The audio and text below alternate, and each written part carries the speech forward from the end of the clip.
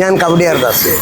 മലയാളത്തിലെ ആദ്യത്തെ സിനിമ ആയ വിഗതകുമാരനെ 2003-ലും 2006-ൽ ലോകത്തിലെ ആദ്യത്തെ ചലച്ചിത്രമായ സോൾജിയേഴ്സ് കൗൺഷിപ്പ് എന്നുള്ള സിനിമ 2006-ലും പുനർനിർമ്മിക്കുകയും സർക്കാർ ആവശ്യപ്പെട്ടതനുസരിച്ച് അന്നത്തെ മുഖ്യമന്ത്രിയായിരുന്ന PS എൻ്റെ കയ്യിൽ ഹാൻഡ് ഓവർ ചെയ്ത ഒരാളാണ്.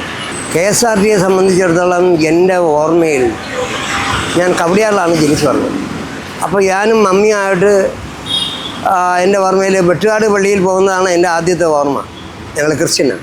അപ്പോൾ വെട്ടുകാട് പള്ളിയിൽ പോകാനായിട്ട് പാളയത്തെത്തുമ്പോൾ കാണുന്നത് ഇന്ന് മുസ്ലിങ്ങളുടെ ചർച്ചിരിക്കുന്ന സ്ഥലം എന്ന് പറഞ്ഞാൽ വളരെ ഹൈറ്റ് ഉള്ള സ്ഥലം. ആ മുസ്ലിം പള്ളിയുടെ ചുറ്റുപാട് ഇങ്ങനെ കുതിരവണ്ടികൾ ആ റോഡിൽ നമുക്ക് നിരന്ന് നിൽക്കുന്നത് കാണാം. അവിടെ നിന്ന് കിട്ടുന്ന കുതിരവണ്ടിയിലാണ് ഞാനും മമ്മിയും വെട്ടുകാട് പള്ളിയിൽ പൊയ്ക്കൊണ്ടിരുന്നത്. അന്ന് അതിൻ്റെ ഇടതുവശത്താണെങ്കിൽ ഒരു കോത്ത് മൈതാനമുണ്ട്, ആർമിയുടെ ഒരു മൈതാനം ഉണ്ടായിരുന്നു. അപ്പോൾ അത് കഴിഞ്ഞതിന് ശേഷം വെട്ടുകാട് പള്ളിയിലോട്ട് പോകുന്ന എൻ്റെ ഓർമ്മയെന്ന് പറയുന്നത് ആദ്യകാലത്ത് ഇവിടെ ഉണ്ടായിരുന്ന 8 സീറ്റ് വണ്ടിയാണ്. 8 സീറ്റ് വണ്ടി എന്ന് പറയുന്ന ഒരു വലിയ വാന്.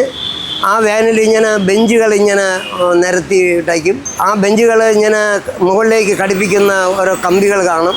യാത്രക്കാരികളും ആ കമ്പിയിൽ തൂങ്ങി വേണം പിടിച്ച് നിൽക്കാൻ. വണ്ടി വേഗതയിൽ ഓടിപ്പോകുമ്പോൾ അവരുടെ ഡ്രസ്സൊക്കെ ഇങ്ങനെ പറന്നു പോകുന്ന ഓർമ്മ എനിക്കിപ്പോഴും ഉണ്ട്. ആ സ്ഥലത്താണ് KSRTC ബസ് ഉണ്ടാകുന്നത്. ആ KSRTC ബസ് വന്ന് നിൽക്കുമ്പോൾ വലിയൊരു ജനക്കൂട്ടമാണ് ആ ബസ്സിൽ തള്ളിക്കയറുന്നത്. അന്ന് വളരെ ഞെരുങ്ങി ആണ് ആ ബസ്സിനുള്ളിലോട്ട് കയറാൻ. അപ്പോൾ ആ ബസ്സിനുള്ളിലോട്ട് കയറാൻ കഴിയാത്ത പല ആളുകളും ബസ്സിൻ്റെ ബാക്കിലുള്ള റാഡറിൽ തൂങ്ങി നിൽക്കുന്നത് കാണാം. ആ റാഡറിൽ തൂങ്ങി നിൽക്കുന്ന ആളുകളെയും കൊണ്ടാണ് ഇങ്ങനെ ബസ് മുമ്പോട്ട് പോയിക്കൊണ്ടിരിക്കുന്നത്.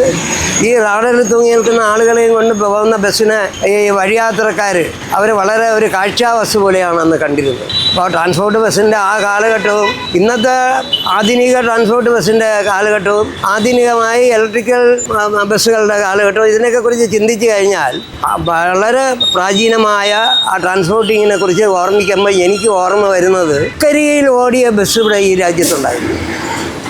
കൽക്കരി കൊണ്ടിട്ട് അതിനെ ഹീറ്റ് ചെയ്ത് ഓടുന്ന വണ്ടിയെക്കുറിച്ച് ഞാനിപ്പോൾ ഓർമ്മിക്കുകയാണ്. അപ്പോൾ ആ കാലഘട്ടത്തിൽ നിന്നും ഇന്നത്തെ കാലഘട്ടത്തിലേക്ക് വരികയും ആ ട്രാൻസ്പോർട്ടിൽ കയറുന്ന ആളുകൾക്ക് സുഖമായിട്ട് ഇരിക്കാനുള്ള സംവിധാനം ഉൾപ്പെടെ എന്നുള്ള സംവിധാനങ്ങളുണ്ട്. എല്ലാ സുഖ സൗകര്യങ്ങളോടുകൂടിയ ട്രാൻസ്പോർട്ട് ബസ് ഇറങ്ങിയ കാലഘട്ടത്തിലാണ് നമ്മൾ ഇന്ന് ഈ ട്രാൻസ്പോർട്ടിനെ കുറിച്ച് സംസാരിക്കുന്നത്. ഇനി ട്രാൻസ്പോർട്ടിന് പല രൂപത്തിലും ഭാഗത്തിലും വരാം. കഴിഞ്ഞ ദിവസം ഞാനൊരു വീഡിയോ കണ്ടു. ഇപ്പോഴത്തെ ഒരു ആധുനിക ബസ് ഇറങ്ങാൻ പോകുന്നു. അതിനകത്ത് സുഖമായിട്ട് കിടക്കാനും ഇരിക്കാനും എല്ലാം സൗകര്യം ഉണ്ടെന്ന് കാണിച്ചുകൊണ്ട് ഇപ്പം നമ്മുടെ ട്രാൻസ്പോർട്ട് മന്ത്രി ഗണേശ് മറ്റൊരാളോടുകൂടി ഷെയർ ചെയ്യുന്ന ഒരു വീഡിയോ ഞാൻ കണ്ടു. വളരെ മനോഹരമായിട്ടുണ്ട്.